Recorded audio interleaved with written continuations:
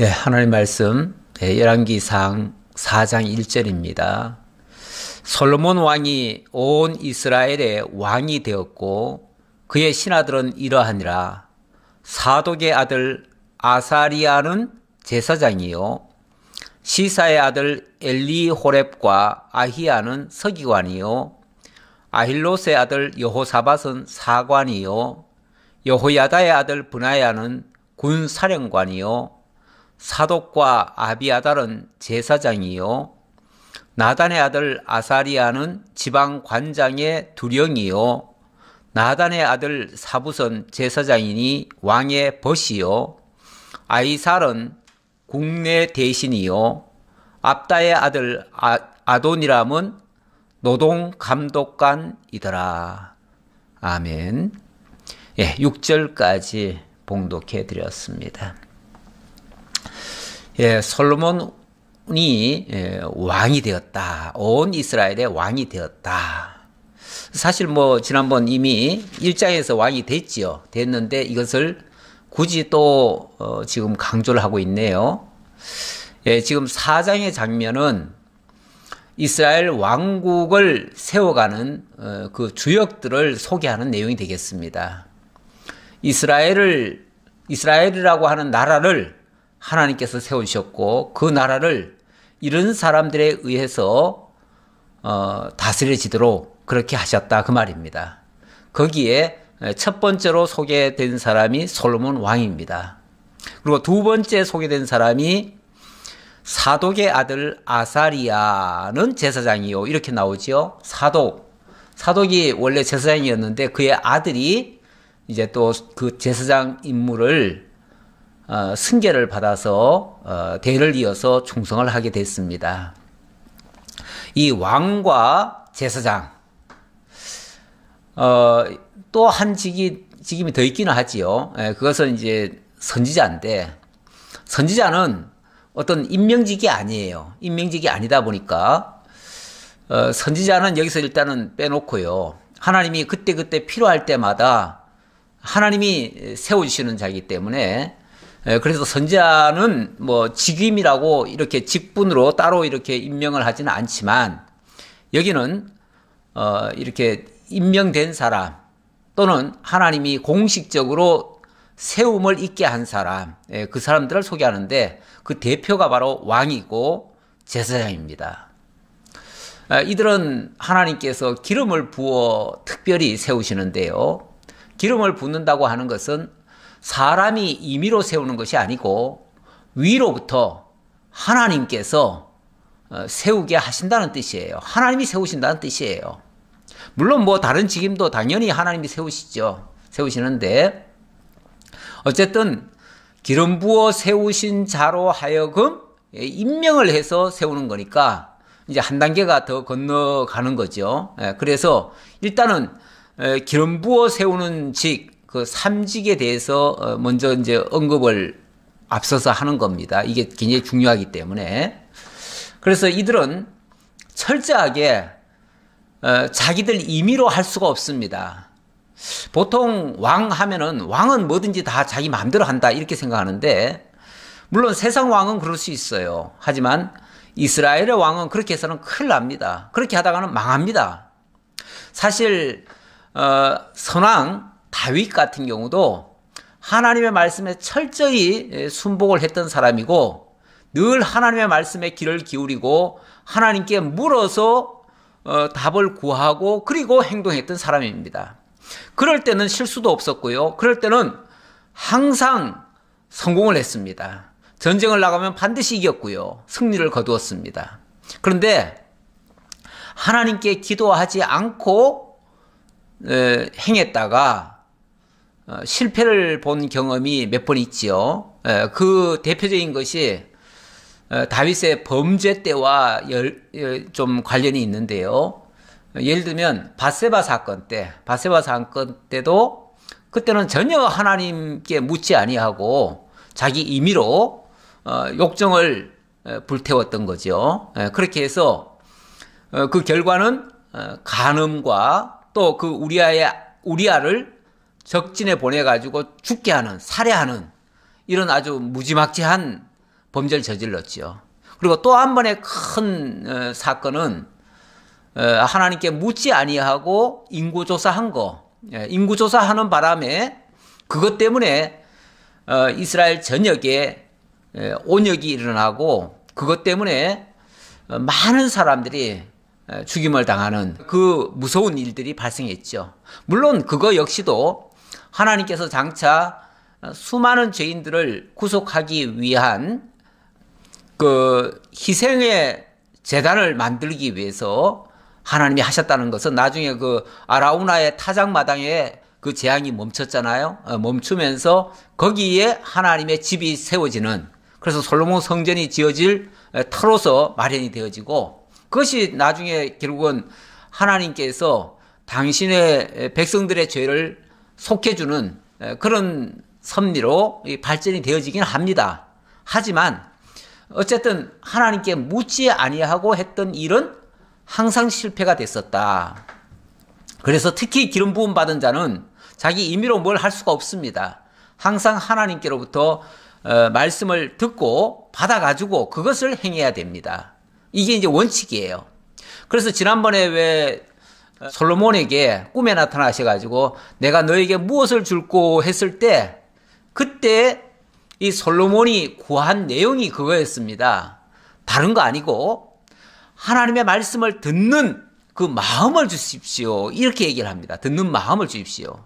왜냐하면 다윗이 성공했을 때와 실패했을 때를 솔로몬이 잘 알거든요. 그리고 또 다윗이 아들 솔로몬을 앉혀놓고 하나님의 말씀을 순종하게 되어지면 이렇게 형통하고 평화로운 나라가 이루어질 것이지만, 만약의 경우 하나님의 말씀을 듣지 않는다면 너희는 꼭 망할 것이다. 어려움 당할 것이다.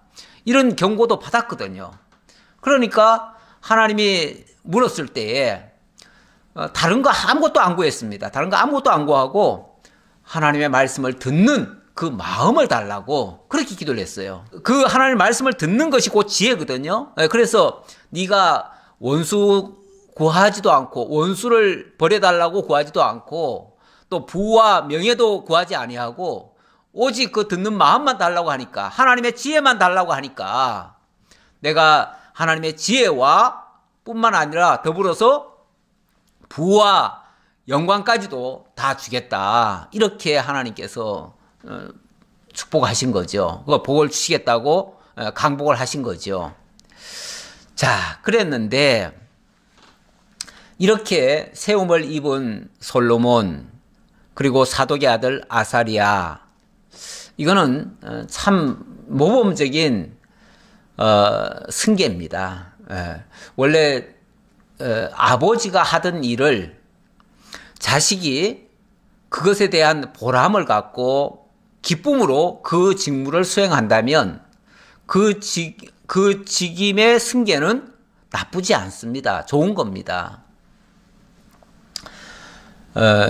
그래서 아버지의 대를 이어서 제사장도 지금 대를 이었고요. 왕도 대를 이었는데, 이게 어떤 간섭에 의해서 무조건 왕의 아들이니까 왕이 돼야 된다, 이런 식으로만 한다 그러면은 그것은 많은 폐단이 있을 수도 있지요. 무조건 세습을 하는 것은 옳지 않겠지만은, 그러나 그것에 그 헌신과 그 충성과 이런 것을 본받아서 그것을 따르기 위해서, 그것을 감당하기 위해서 만약에 수행하는 것이라면 승계라고 해서 꼭 나쁠 건 없지요. 그런데 요즘 그 목회자도 세습을 한 예가 있었지요. 예. 그리고 또 기업 총수들이 대를 이어서 뭐 3대, 4대까지 이렇게 대를 이어서 승계하는 경우가 있었습니다. 그것 때문에 많은 사람들이 비난을 합니다. 어떻게 그렇게 세습을 하냐? 3대 세습을 하냐? 여기가 북한의 뭐 김정은이 나라냐? 북한이냐? 왜냐하면 북한이 김일성, 김정일, 김정은 이런 식으로 3대 세습을 했잖아요. 또 4대 세습까지 갈는지 어쩔는지 모르지만 이런 식으로 잘못된 정권을 계속해서 세습을 하니까 잘못된 것을 강력한 칼의 힘으로, 총칼의 힘으로, 무력으로 압제하면서 다스리면서 대를 이어서 그런 식으로 하니까, 철권 통치를 하니까 그거는 그런 식으로 개성하면 안 되지요. 당연히 그거는 잘못된 거죠. 그러나 예를 들어서 아버지가 정말 충성스럽게 하고요, 정말 잘했어요. 그리고 개인 자기를 위해서는 부나 명예나 영광을 취하지 않았어요. 그러면서 그 직임을 자녀들에게 대를 이어서 가르쳐준다? 그게 왜 나쁩니까? 예를 들면 옛날로 말하면은 어떤 장인이 있잖아요. 장인이 있는데 사실 어느 한 분야에서 오랫동안 그 일만 일평생 해온 사람은요, 다른 일을 잘 하지도 못할 뿐더러 잘해도 성공률이 낮습니다. 그런데 한 가지만 계속 하다 보면요, 사실은 힘이 들어서 못합니다. 그래서 대부분의 그 장인들이요, 무슨 생각을 하냐면, 내가 너무 고생스러워서 내 때까지는 이 일을 하지만은 다음 때에게는 물려주고 싶지 않다. 내 이 고생을 내 자식들에게는 안 물려주련다 하고서 자식들에게는 그 기술을 가르치지도 않고 이렇게 하는 경우가 있습니다. 그런데 만약에 그 자식 중에서 나는 비록 돈은 못 벌고 사람들이 안 알아주지만은 나는 아버지가 하는 일이 너무 존경스럽고 나는 아버지가 하는 일을 나의 천직으로 여겨서 정말 하늘이 내게 준 직업으로 알고 나는 소명감을 가지고, 나는 그 사명감을 가지고 감당하겠노라. 신이 나를 이 자리에 앉혔다. 나는 이 소명을 가지고, 소명의식을 가지고 내 이 사명을 감당하리라. 이 일 하다 죽으리라. 이렇게 한다면 그게 왜 나쁜 겁니까? 그걸 왜 세습이라고 말합니까? 좋은 것을 물려받아서 좋은 것을 승계하는 것은 나쁜 것이 아닙니다. 거기다가 또 부와 명예나 영광을 그렇게 많이 취하지 아니하고 그렇게 물려주는 것이라면은 그거야 무슨 잘못이겠습니까?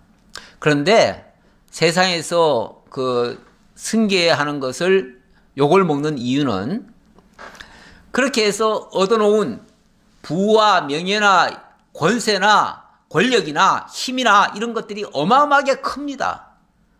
예를 들어서 하면은 그런 큰 부분이 있지요. 뭐 기업들 같은 경우도 그럴 수도 있고요.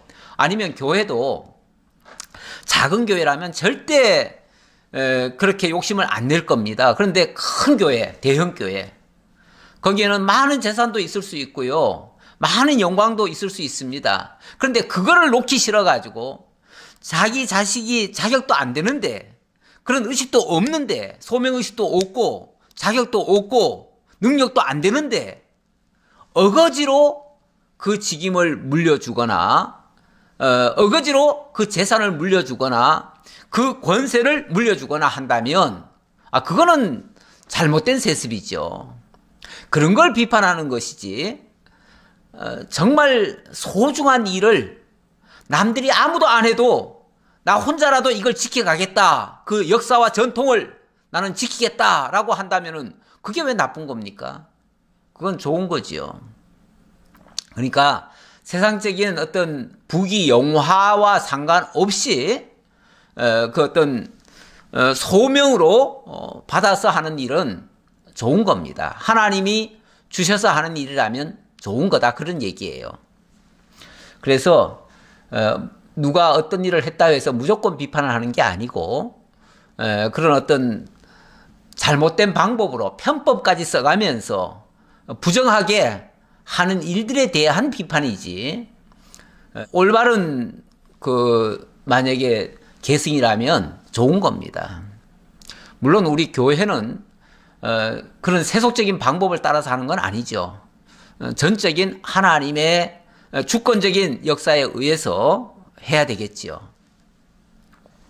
그래서 저는 만약에 시골 같은 교회라면은 적극적으로 그 자녀들이 교회를 맡아서 그렇게 하는 것도 나쁘지 않다고 봅니다. 왜냐하면 시골에 대접받는 교회 없어요. 정말 배골고 궁핍한 그런 교회들이 더 많습니다. 일부 대형 교회 빼고는요, 다 어려운 교회들입니다. 우리나라 얼마 전에 통계도 나왔지만은 한 90%까지는 거의 그 중소형 교회들입니다. 소형 교회들이고 개척 단계를 벗어나지 못하는 교회들이 더 많습니다. 오히려 그런 교회들까지 뭐 세습이니 어쩌니 이렇게 멍에를 씌우는 것은 옳지 않다 이렇게 보여지고요. 물론 여기는 그거와는 상관없이 하나님이 특별히 기름 부어 세웠다는 것을 제가 강조하려고 이 말을 한 겁니다. 그래서 솔로몬이 왕이 된 것과 이 제사장 사독의 아들 아사리아가 제사장이 된 거, 이거는 하나님께서 그들에게 소명하셔서 기름 부어서 세운 자들이다. 이런 자들이 당연히 나라를 이끌어 가야지요. 나라도 왕이 혼자 다스려 가는 게 아니고요. 제사장과 왕이 또 선자가 있으면 선자까지 쓰리톱으로 그러니까 원톱이 아니에요. 쓰리톱으로 나라를 다스려 가는 거예요. 다스려 가는데 그 세 사람들은 모두 다 기름 부어서 세워요. 하나님의 지도를 따라서 나라를 다스려 간다 그 말이에요. 그런 자들이 서로 합력하면은 얼마나 나라가 평탄해지겠어요. 자, 그리고 시사의 아들 엘리오렉과 아히야는 서기관이요. 그 다음 여호사밧은 사관이요. 분하야는 군사령관이요. 사독과 아비아달은 제사장이요. 사독과 아비아달, 이제 사독의 아들 아사리아가 제사장이 됐다고 하지만 다른 사람들도 제사장 그 직위가 박탈된 건 아니죠. 그러니까 소위 말해서 이제 대제사장은 한 사람이고 제사장은 여럿이죠. 여럿인데 이제 앞에서 아마 이 사독의 아들 아사리아를 이제 대제사장 삼고 나머지들은 그냥 제사장으로 이렇게 삼았다. 이렇게 보셔야 될 것 같습니다. 그 다음 나단의 아들 아사리아는 지방 관장의 두령이 됐고 나단의 아들 사붓은 제사장이니 왕의 벗이요. 왕의 벗이요. 제사장인데 왕의 벗이다. 이거는 나쁘다고 볼 수 없습니다. 왜냐하면 제사장은 늘 하나님께 제사 드리는 사람이고 제사를 드리니까 당연히 하나님의 뜻을 잘 전달해 주는 사람입니다. 그런 사람을 곁에 두고 그 사람의 말을 들어가면서 왕이 다스린다면 하나님의 뜻을 따르는 거죠. 그거는 하나님의 말씀을 듣기 위해서도 그런 벗이 옆에 있는 거는 좋은 거지요. 나쁜 건 아니죠.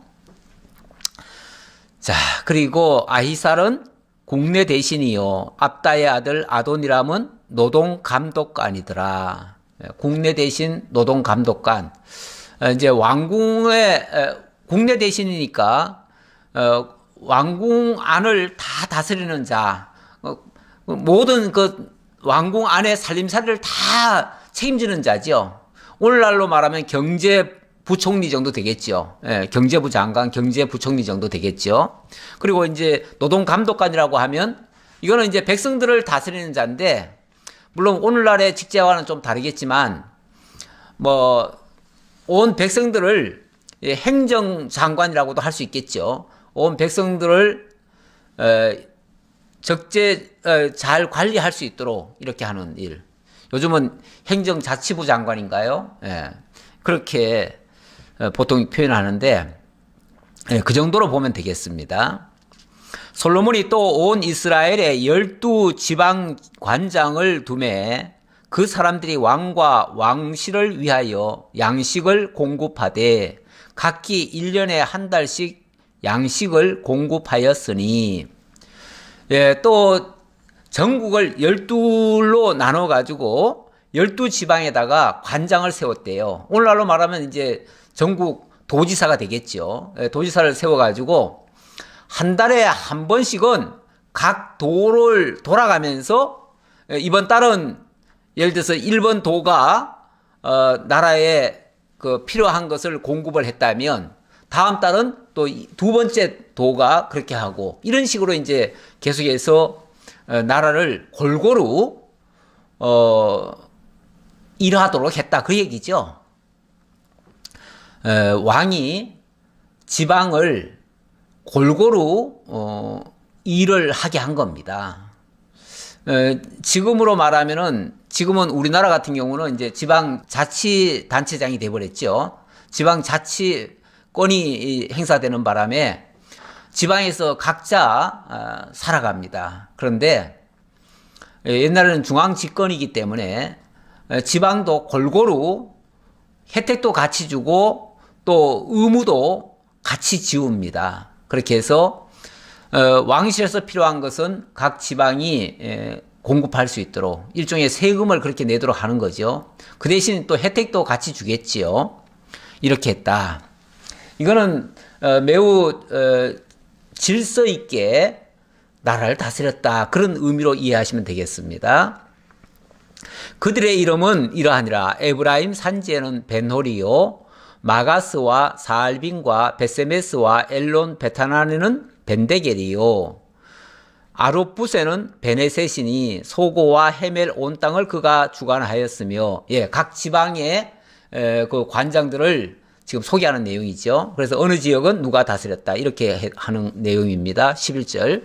나밧 돌 높은 땅 온 지방에는 베나비 나답이니 그는 솔로몬의 딸 다밧을 아내로 삼았으며, 다낙과 무깃도와 이스라엘 아래 사르단가에 있는 베스안 온 땅은 아일루스의 아들 바나가 맡았으니 베스안에서부터 아벨 무울라에 이르고 용루 앞 바깥까지 미쳤으며, 각 지역의 관장들을 소개하는 내용입니다. 그래서 그들이 어느 지역까지를 다스렸다라고 소개하고 있습니다.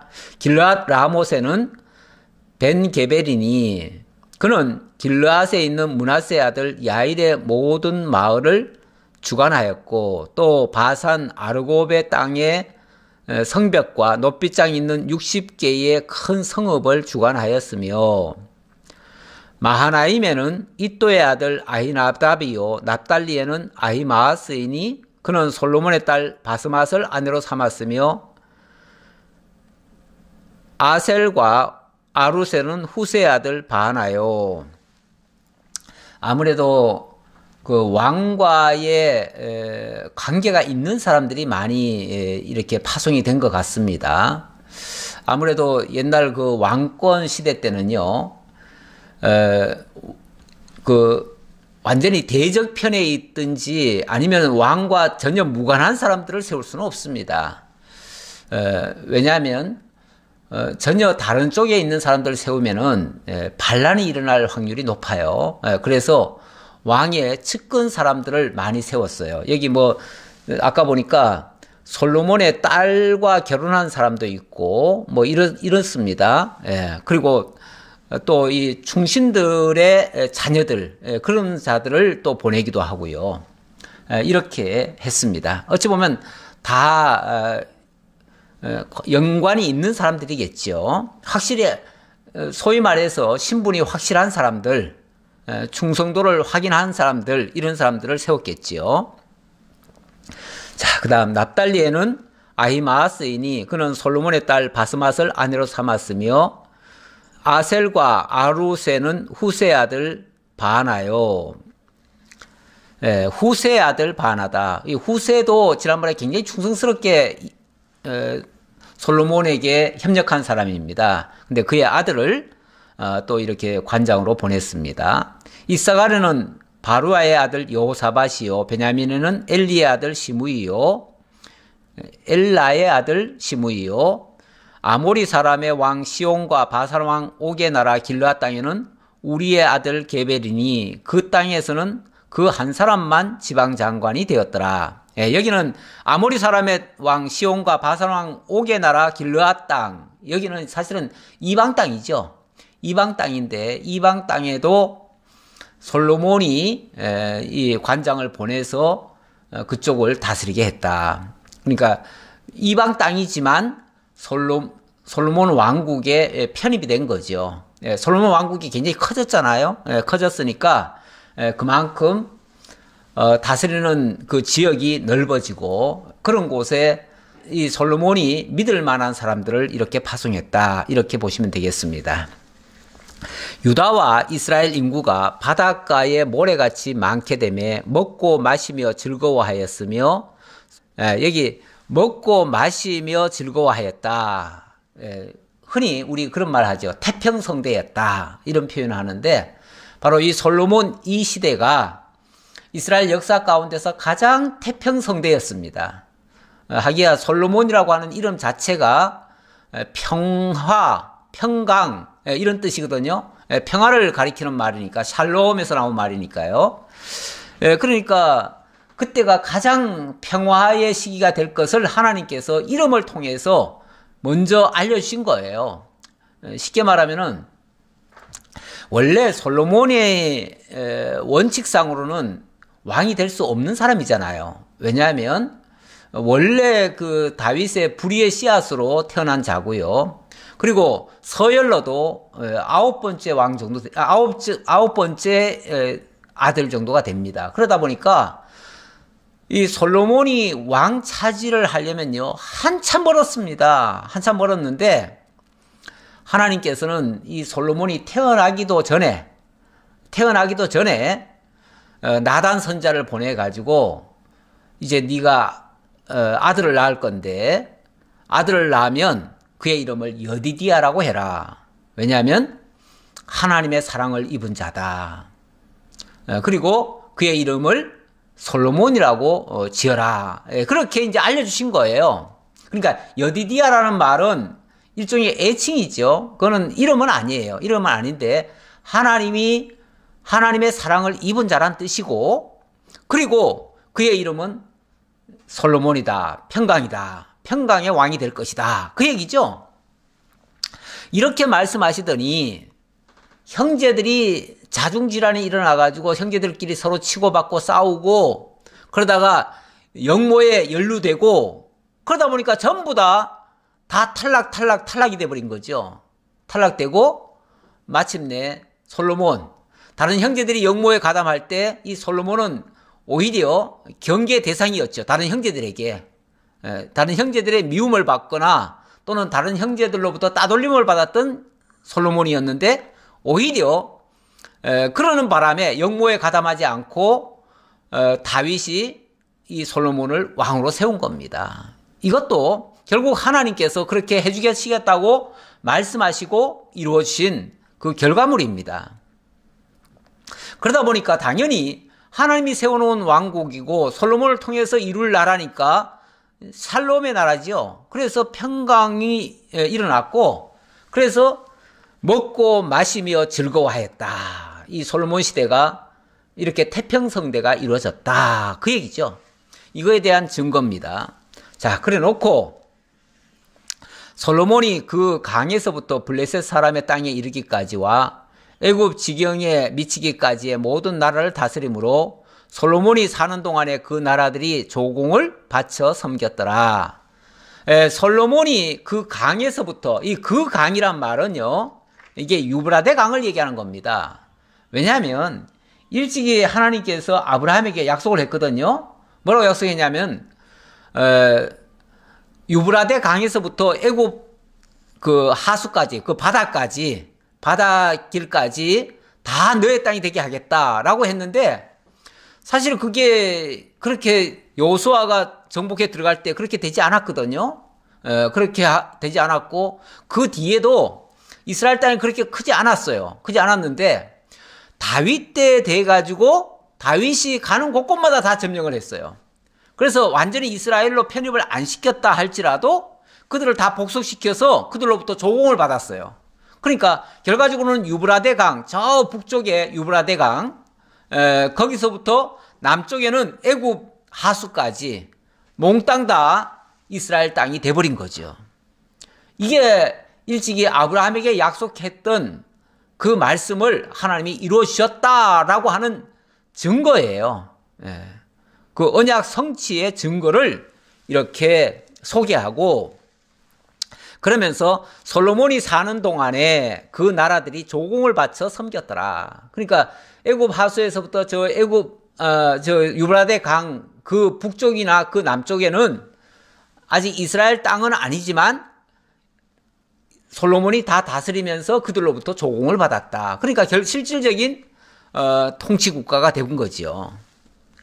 자, 그리고 12절 솔로몬의 하루의 음식물은 가는 밀가루가 30고루요. 굵은 밀가루가 60고루요. 30고루 또 60고루. 정확히 얼마인지는 모르지만 그냥 우리 식으로 생각했을 때 쉽게 생각해서 30석, 60석이다. 이렇게 이해하시면 됩니다. 그러니까 하루에 이 먹는 그러니까 주식이죠. 주식. 밀가루. 그 나라는 주로 밀가루니까 우리로 말하면 쌀이죠. 쌀인 셈인데 고운 밀가루가 30고루고 굵은 밀가루가 60고루다. 그러면 토탈하면은 90고루예요. 하루에 90석씩을 먹었다 그 말이에요. 하루에 90석씩을. 어마어마한 거죠. 우리로 말하면은 하루에 이 왕궁에서 먹는 그 쌀이 쉽게 말하면은 90푸대가 됐다. 그 얘기죠. 90푸대나 됐다. 그만큼 부유했다라는 것을 지금 설명하는 내용이에요. 이렇게 부강하지 않으면 이게 공급이 되겠어요? 그런데 그만큼 공급될 정도로 부유해졌다. 뿐만 아니라 살찐 소가 10마리요. 초장의 소가 20마리요. 양이 100마리며 그 외에 수사슴과 노루와 암사슴과 살찐 새들이었더라. 이게 하루의 음식물이에요. 하루의 음식물. 하루에 소 10마리씩 그리고 20마리, 초장의 소도 20마리. 그러니까 30마리네요. 양이 100마리고요. 그 밖에 뭐 또 다른 또 것이 있으면 또 더 들어왔다는 거예요. 그러니까 하루에 수백 마리씩의 그 동물들까지도 먹을 정도로 그만큼 풍성했다. 예, 엄청나게 부강한 나라가 됐다는 것을 지금 증거하는 내용이에요. 그러니까 뭐 얼마 먹었다 이게 중요한 게 아니라 그만큼 하나님께서 부도 주시겠다고 하시더니 정말 부하게 됐다 그 얘기죠. 지난번에 하나님께서 네가 듣는 마음을 달라고 하니까 내가 너에게 네가 구하지 아니한 부와 영광까지도 부와 명예까지도 주겠다라고 하셨잖아요. 그러더니 진짜 그렇게 주신 거예요. 그렇게 주셨다고 하는 증거예요. 자, 24절입니다. 솔로몬이 그 강 건너편을 딥사에서부터 가사까지 모두 그 강 건너편의 왕을 모두 다스림으로 그가 사방에 둘린 민족과 평화를 누렸으니 평화를 누렸다. 강 건너편까지. 그러니까 동쪽 땅까지. 동쪽 땅은 사실은 거기는 뭐 이방 나라가 더 많지요. 그런데 그쪽 나라까지도 다 다스리면서 그들과 평화롭게 지냈다. 이 말은 솔로몬이 정말 평화의 왕으로서 나라를 다스렸다라고 하는 증거입니다. 이것도 하나님이 그렇게 말씀하시더니 말씀대로 이루셨다라고 하는 증거예요. 솔로몬이 사는 동안에 유다와 이스라엘이 단에서부터 부엘세바에 이르기까지 각기 포도나무 아래와 무화과나무 아래에서 평안히 살았더라. 계속 평안히 살았더라. 평화를 이뤘다. 예, 그만큼 태평성대를 누렸다. 평화의 왕이다. 이 얘기를 강조하려고 하는 말입니다. 솔로몬의 병거의 말 외양간이 4만이요. 마병이 12,000명이며 그 지방 장관들은 각각 자기가 맡은 달에 솔로몬 왕과 왕의 상에 참여하는 모든 자를 위하여 먹을 것을 공급하여 부족함이 없게 하였으며, 예, 너무 먹새가 세면은 먹새라고 그러죠. 먹는 양이 많으면은 이게 부족할 만도 한데 얼마나 풍성했든지 매달 돌아가면서 공급을 하는데도 부족하지 않았다. 풍성했다 그 말이죠. 그리고 솔로몬이 별도로 그 병거의 병거를 이제 운영을 했는데 거기에 이제 필요한 말들이 있죠. 그 말들을 위해서 외양간을 무려 4만 개나 지어놨다. 이거는 군사적으로도 굉장히 강대했다 그 말입니다. 아니 이렇게 평화의 나라에 평화의 시기에 무슨 군사가 필요하나 싶은데, 군사라고 하는 거는요, 이 군사력이라고 하는 거는 원래 평화로울 때 만들어 놓는 겁니다. 어떤 면에서 강력한 군대와 강력한 그 무기가 있을 때에 주변 나라들이 겁을 먹고 함부로 도전하지 않지요. 그럴 때 평화가 지켜지는 겁니다. 훈련도 원래 훈련이 뭐 지금 전쟁도 아닌데 무슨 훈련이 이렇게 빡세나 그러는데, 빡센 훈련이 그 평화를 유지할 수 있는 겁니다. 정쟁을 억제할 수 있는 겁니다. 그런데 평화 시기니까 뭐 이제 훈련할 것도 없어, 이제 뭐 무기도 더 이상 만들 것도 없어 이러면은 적들은 그 틈을 엿보고 쳐들어옵니다. 그래서 내가 약할 때는요, 적이 강해집니다. 우리 신앙도 그렇잖아요. 신앙도 사실 뭐 대적이 많고 원수가 강하고 또 어려운 일이 많다고 하는데, 사실은 내가 신앙이 강하면요, 그런 것들이 무슨 의미가 있습니까? 무슨 상관이 있습니까? 아무리 원수가 강하고 시험이 크고 뭐 어려운 환난과 핍박이 많이 와도 내가 강하면요, 그까짓 거 다 이겨냅니다. 별거 아니에요. 근데 내가 약하면 조그마한 시험에도, 조그마한 위협에도 우리는 벌벌 떨지요. 두려워 죽겠지요. 그것 때문에 힘들지요. 아우성이지요. 문제는 내가 얼마나 강건하게 있느냐가 중요한 겁니다. 그러니까 평화 시기는 평화 시기라고 해서 절대 안심만 해서는 안 되고요. 평화 시기에 사실은 힘을 길러야 되는 겁니다. 내적인 힘을 길러야 돼요. 그래서 솔로몬도 이 병거의 말 외양간만 해도 4만이고 마병이 12,000명이나 있었대요. 그러니까 12,000명이 사용할 그 말들이 몇만 마리가 돼야겠죠. 이렇게 준비를 해놨다는 거죠. 자, 그 다음 28절입니다. 또 그들이 각기 직무를 따라 말과 준마에게 먹일 보리와 꼴을 그 말들이 있는 곳으로 가져왔더라.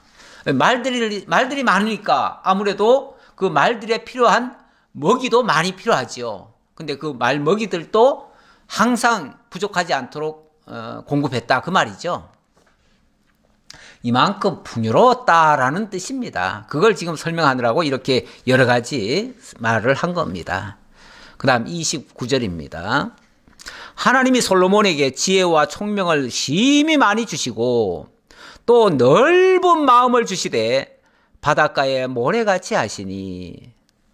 자꾸 솔로몬을 지혜에다 자꾸 초점을 맞췄는데, 그래서 참 지혜롭게 하나님이 해주셨다. 지혜와 총명을 주셨다. 물론 지혜와 총명 주신 게 굉장히 정말 귀한 일이고 좋은 일입니다. 하지만 아무리 지혜롭고 아무리 총명하더라도 넓은 마음이 없으면요, 그게 오히려 역효과가 될 수도 있습니다. 머리는 좋은데, 머리는 비상하지요. 정말 지혜롭게 모든 일을 잘 판단하고 잘 처리하는데, 마음이 좁아요.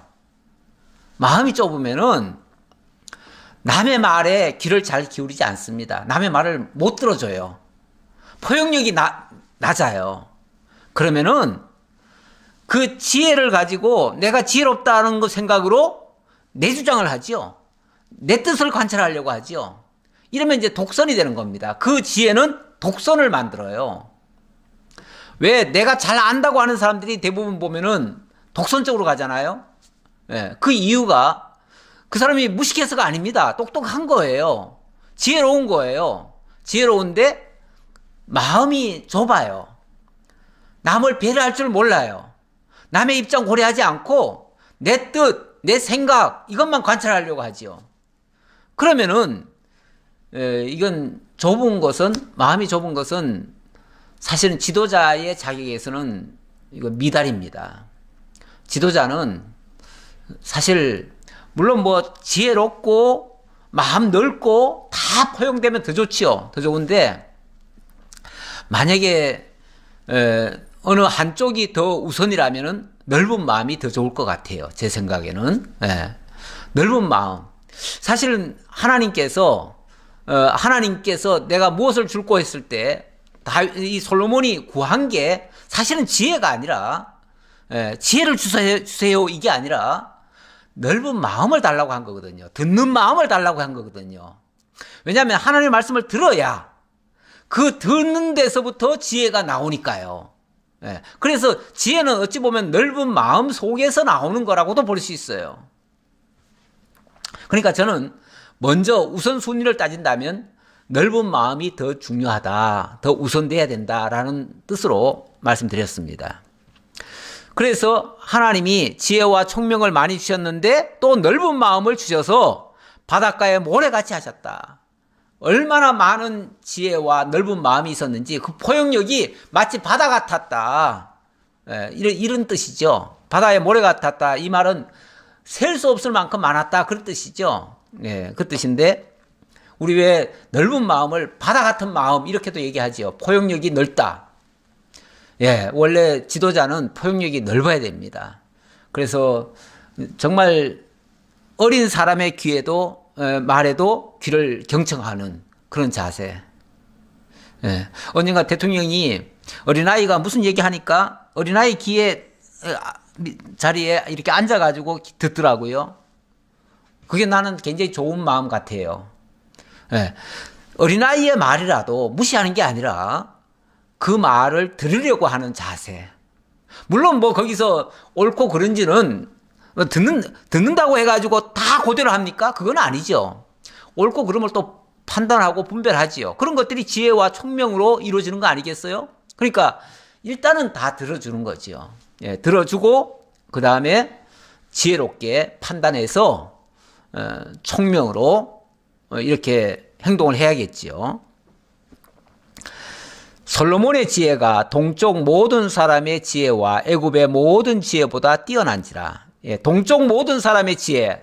쉽게 말하면 왜 나중에 보면 왜 동방박사 이런 얘기가 있잖아요. 그러니까 동쪽은 주로 이제 바벨론 지역을 얘기하는 건데 이 바벨론 지역에 옛날에 굉장히 지혜자들이 많이 있었다는 얘기예요.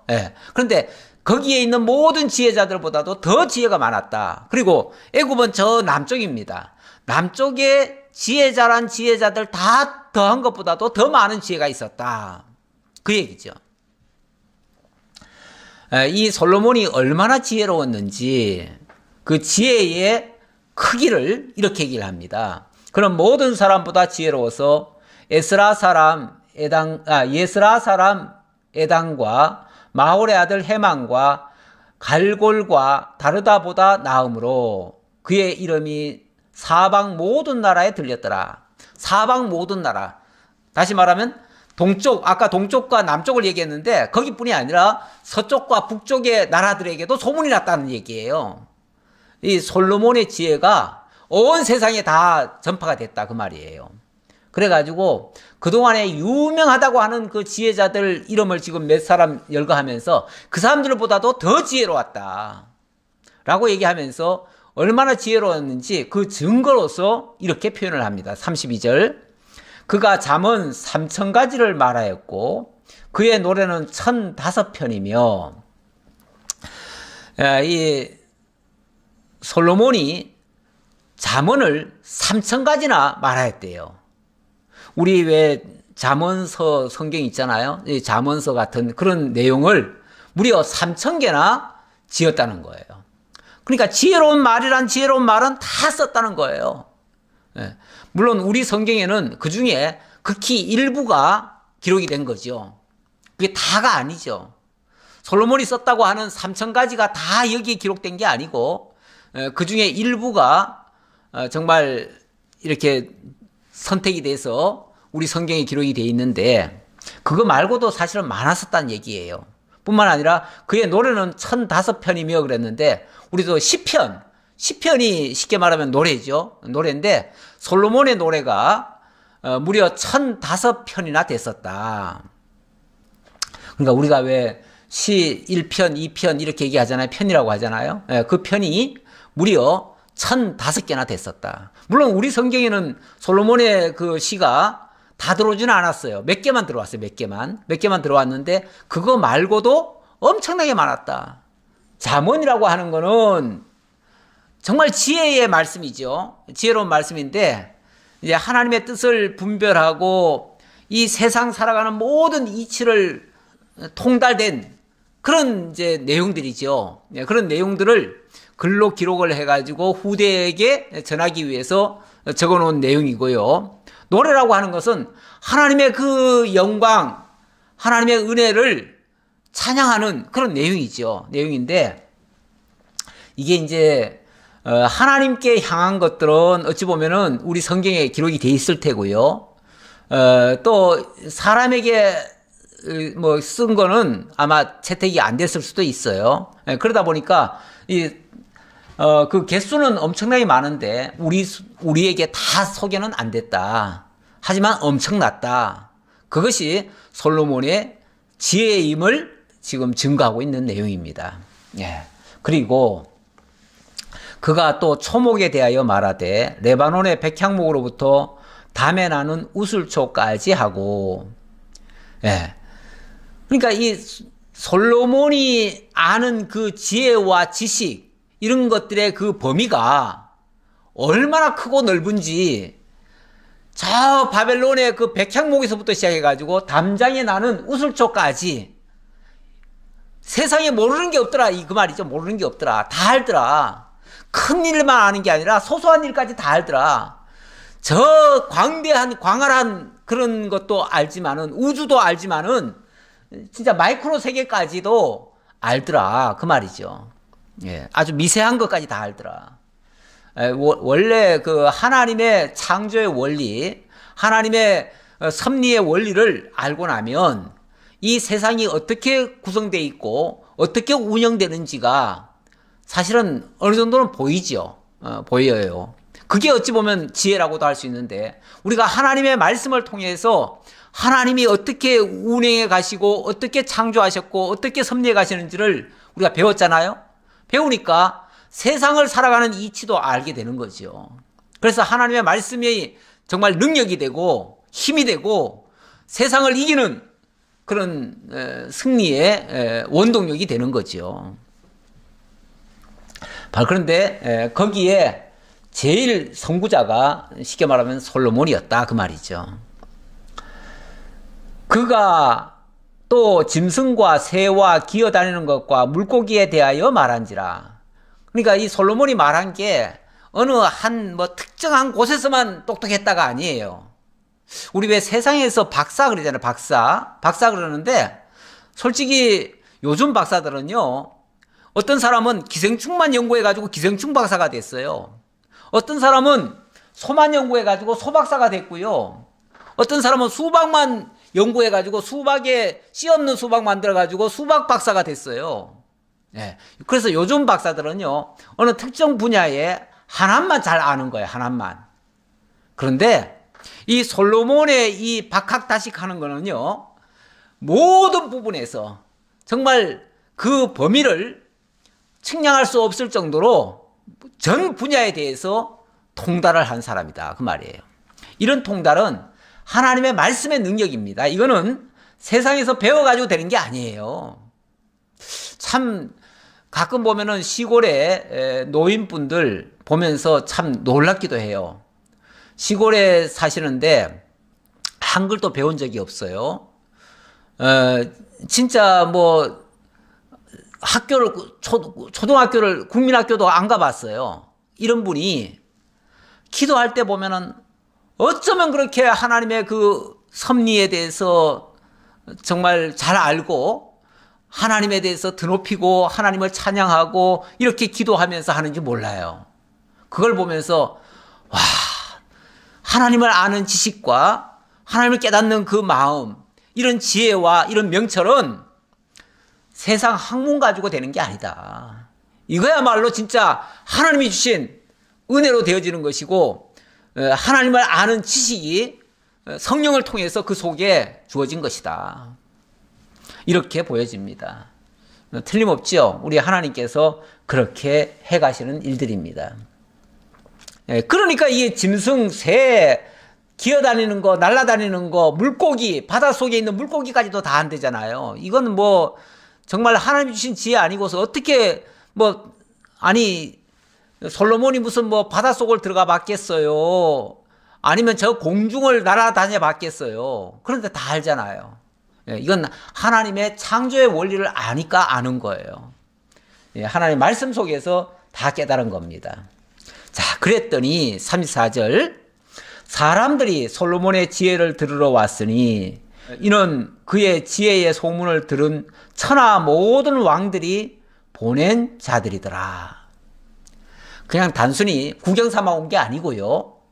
정말 세계 곳곳에 있는 나라의 왕들이 이 솔로몬 왕의 이야기를 듣고는 너무 감탄을 해가지고 어떻게 하면은 그 솔로몬의 그 지혜를 우리도 좀 받을 수 있을까? 좀 배울 수 있을까? 어떻게 그 영향을 좀 볼 수 있을까? 해가지고 왕이 직접 오든지 아니면은 왕이 직접 자기가 총애하는, 뭐 자리를 비울 수가 없으니까 총애하는 그런 사람을 보내든지 이렇게 했다는 거예요. 그래서 왕들이 세계 곳곳에서 이 솔로몬의 지혜를 배우려고 많은 사람들이 왔었다. 그렇습니다. 우리가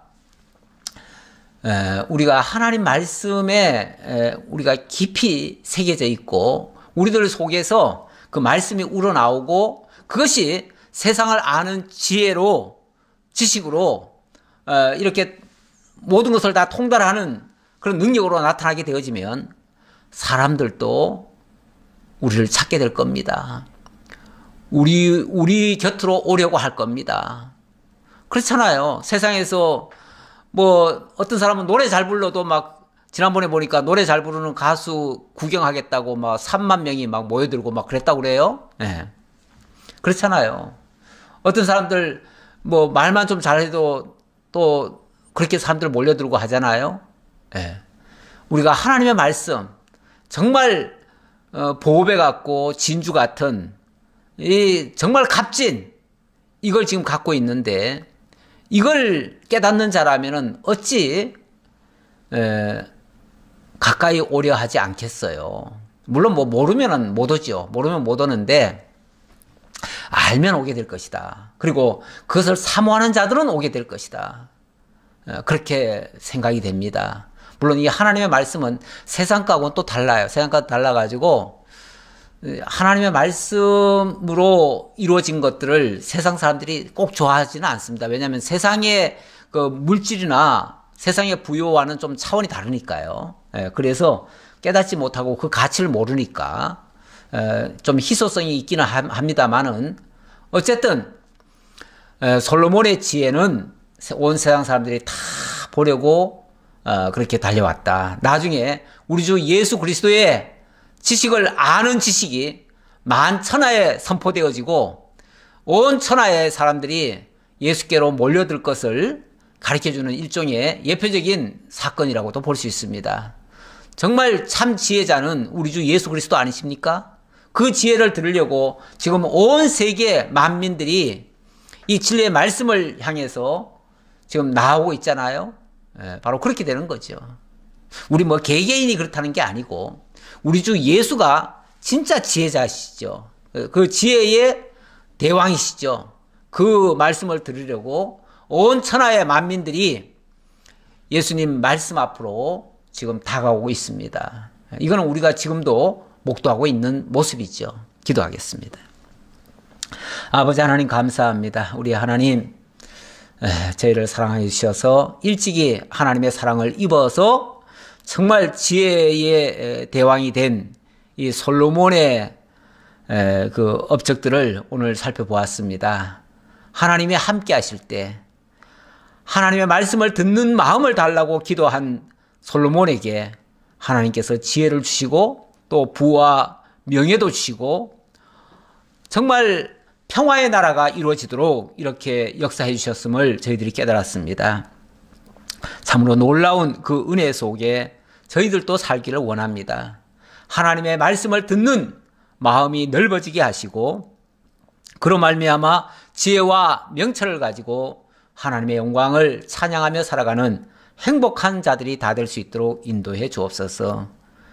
우리 교회를 주님께서 이러한 솔로몬 왕국의 이 평화로운 나라처럼 정말 행복한 교회가 될 수 있도록 하나님 인도해 주옵소서.